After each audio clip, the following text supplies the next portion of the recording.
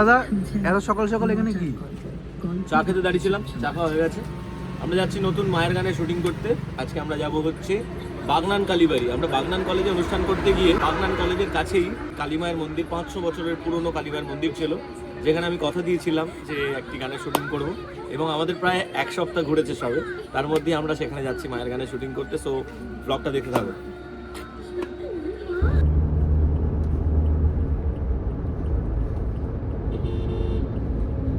এখন চলে এসেছি রাজদার দোকানে। দাদা ঢুকে গেছে ভেতরে।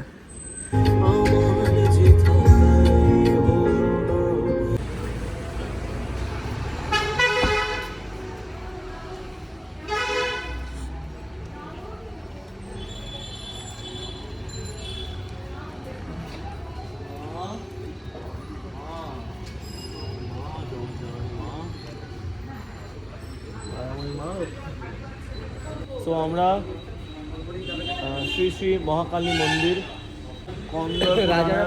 প্রতিষ্ঠা করা এই মন্দির, এখানে আমরা এসেছি। আজকের গানের শুটিং হবে এখানে, মায়ের গান। সো আমরা এসে গেছি অনেকক্ষণই। আমরা অ্যাকচুয়ালি উলুবেরিয়াতে অনেকক্ষণ ছিলাম, রাজদার ওখানে। দীপুর আসতে একটু দেরি হচ্ছে। আমরা এখানে পৌঁছে গেছি, দীপু আসছে। দীপু আসার পর ডিসাইড হবে কি ড্রেস পরবো, তারপরেই শুরু হবে শুটিং। সো তোমরা দেখতে থাকো আজকের এই ব্লগ, আশা করি ভালো লাগবে।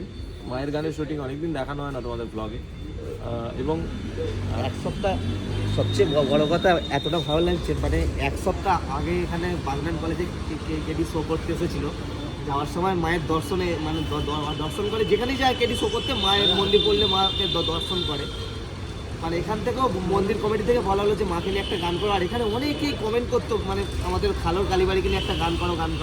তো ফাইনালি 1 সপ্তাহের মধ্যে গান রেডি করে, মানে হঠাৎ করে ফোন করে এখানে এসেছি। মানে এটা একটা আলাদাই আবেগ, এটা মনে থাকবে। বাগনানবাসী, এটা তোমাদের জন্য কিন্তু সেরা উপহার। সো তোমরা দেখতে থাকো এই ব্লগ।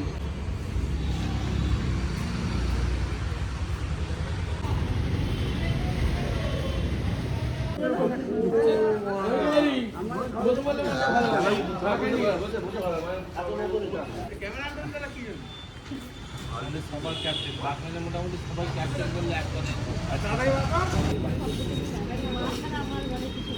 আমাদের সবার জীবনে মা ছিল কিছু।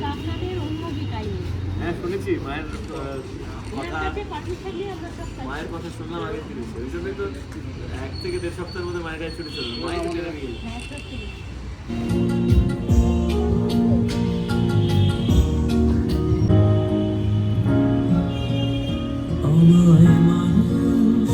কেন করলি রে মা।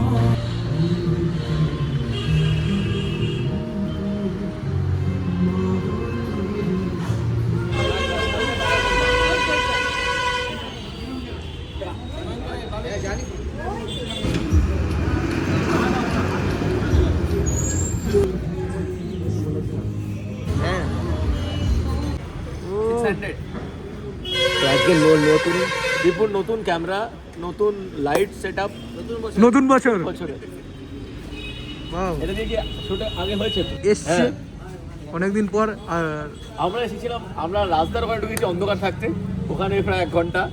সো শুটিং চলতে চলতে কারেন্ট চলে গেছে, বেশ কিছুক্ষণ হচ্ছে কারেন্ট গেছে। সো সেই সময়টায় আমরা তখন ওয়েট করছিলাম, বাট কারেন্ট আসতে একটু লেট হবে। দীপুর পাওয়ার সাপ্লাই, সেটা দিয়েই আমরা এখন শুটিংটা শুরু করব। তারপরে দেখা যাক বাকিটা কীভাবে হয়। দীপু কী খবর? পাওয়ার সাপ্লাইটা নিয়ে এসেছিলাম বলে হ্যাঁ, মোটামুটি আমরা পাওয়ার সাপ্লাই নিয়ে অরিজিৎ চলে এসছে। আর কারেন্ট আসার জন্য দাদা অনেকক্ষণ ধরে কথা বলছে। কারেন্ট এসেও গেছে। দাদা থ্যাংক ইউ। দাদা ফোন করেছিলেন সাপ্লাইয়ে। সো দাদা এখানকার মায়ের মতো শিল্পী আমাদের এখানে এসছে, কারেন্ট অফ থাকতে পারে, যেখানে বিধায়ক রাজা সেন আছে। একদম থ্যাংক ইউ। দাদার ফ্যান সবাই প্রচুর দাঁড়িয়ে আছে।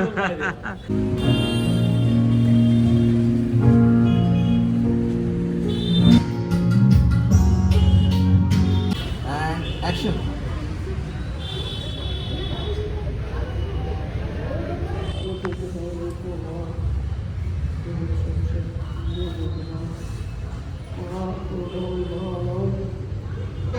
তো গাইস দেখো, সকাল থেকে কিন্তু সবাই দাঁড়িয়ে আছে, কেডির শ্যুট দেখছে। তো এখানকারই সব বাসিন্দা বাগনানের। তো অনেক লোকজন, এত সকালেও যে এত মানুষ এসে এখানে দাঁড়িয়ে আছে, তো ভালো লাগছে।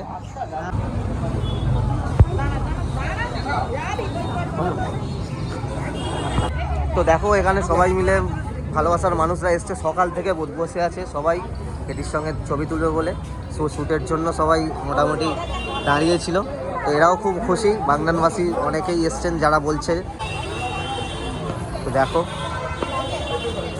যারা কেশব থেকে ভালোবাসে, দাদা ভাইজানকে ভালোবাসে, তারা কিন্তু সকাল থেকেই এসে দাঁড়িয়ে আছে। তো সবাই এসে দাঁড়িয়ে আছে এখানে, তো ভীষণ ভালো লাগছে এখানে এসে। তো